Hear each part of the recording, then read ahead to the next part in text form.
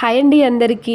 మా స్వామి శబరిమలకు వెళ్ళే టైం అయితే ఆసన్నమైందండి. తన మండల దీక్ష ఈ రోజుతో పూర్తయింది. తను ఇంకా శబరిమలకి వెళ్తున్నారు. అందుకోసమే పొద్దున్నే నిద్ర లేచి ఇంట్లో పనులన్నీ కంప్లీట్ చేసుకొని నేనైతే పూజ కంప్లీట్ చేశానండి.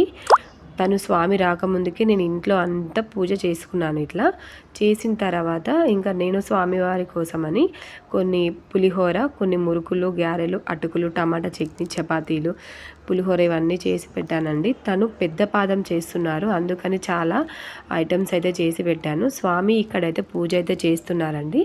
మాకు హారతి కూడా ఇచ్చేశారు.